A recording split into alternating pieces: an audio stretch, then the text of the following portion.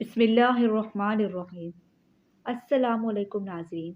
जैसा कि हम जानते हैं कि हमारे प्यारे दीन इस्लाम में वालिदैन को बहुत बड़ा मुकाम हासिल है।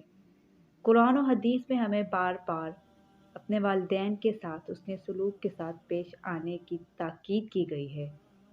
आज हम वालिदैन के हुकूक के बारे में नबी पाक सल्लल्लाहु अलैहि वसल्लम की चंद अहदीस बयान करेंगे। हज़रत अबू हुरैरा रज़ी अल्लाह तआला अन्हु ने बयान किया कि एक सहाबी रसूलुल्लाह सल्लल्लाहु अलैहि वसल्लम की खिदमत में हाजिर हुए और अर्ज़ किया, या रसूलल्लाह, मेरे अच्छे सलूक का सबसे ज़्यादा हकदार कौन है? फरमाया कि तुम्हारी माँ है। पूछा, उसके बाद कौन है? फरमाया कि तुम्हारी माँ है। उन्होंने फिर पूछा, उसके बाद कौन है? नबी करीम सल्लल्लाहु अलैहि वसल्लम ने फरमाया कि तुम्हारी माँ है। उन्होंने पूछा, उसके बाद कौन है? नबी करीम सल्लल्लाहु अलैहि वसल्लम ने फरमाया, फिर तुम्हारा बाप है। इब्न शर्मा और यहया बिन अय्यूब ने बयान किया, कहा हमसे अबू ज़रहा ने इसी तरह बयान किया। अबू तुफ़ैल रज़ी अल्लाह तआला अन्हु कहते हैं कि मैंने रसूलुल्लाह सल्लल्लाहु अलैहि वसल्लम को चौराना में गोश्त तकसीम करते देखा। उन दिनों में लड़का था और ऊँट की हड्डियाँ ढो रहा था कि इतने में एक औरत आई, यहाँ तक कि वो नबी अकरम सल्लल्लाहु अलैहि वसल्लम के करीब हो गई। आपने उसके लिए अपनी चादर बिछा दी, जिस पर वो बैठ गई। अबू तुफ़ैल कहते हैं कि मैंने पूछा, ये कौन है? तो लोगों ने कहा, ये आपकी रज़ाई माँ हैं, जिन्होंने आप सल्लल्लाहु अलैहि वसल्लम को दूध पिलाया है।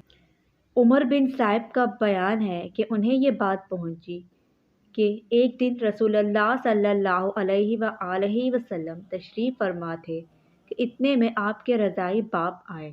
आपने उनके लिए अपने कपड़े का एक कोना बिछा दिया, वो उस पर बैठ गए। फिर आपकी रज़ाई माँ आई, आपने उनके लिए अपने कपड़े का दूसरा किनारा बिछा दिया और वो उस पर बैठ गई। और फिर आपके रज़ाई भाई आए तो आप सल्लल्लाहु अलैहि वसल्लम खड़े हो गए और उन्हें अपने सामने बिठाया। इब्न सलमा रज़ी अल्लाह तआला अन्हु कहते हैं कि नबी अकरम सल्लल्लाहु अलैहि वसल्लम ने फरमाया, मैं आदमी को अपनी माँ के साथ अच्छे सलूक और बर्ताव करने की वसीयत करता हूँ। मैं आदमी को अपनी माँ के साथ अच्छे सलूक और बर्ताव करने की वसीयत करता हूँ।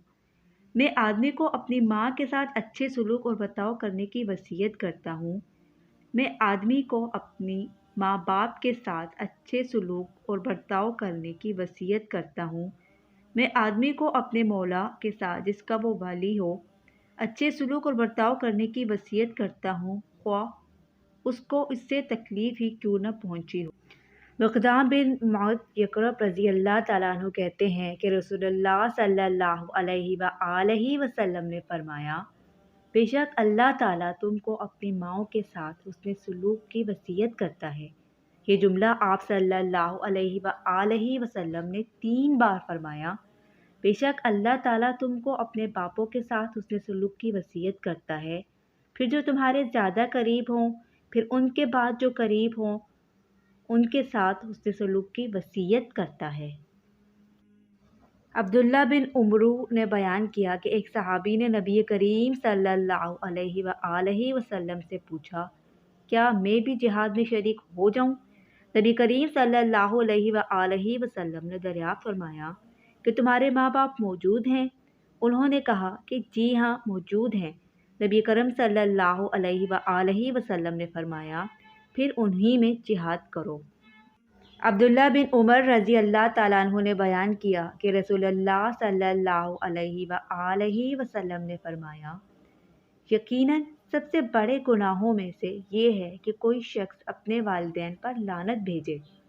पूछा गया, या रसूलल्लाह, कोई शख्स अपने ही वालिदैन पर कैसे लानत भेजेगा?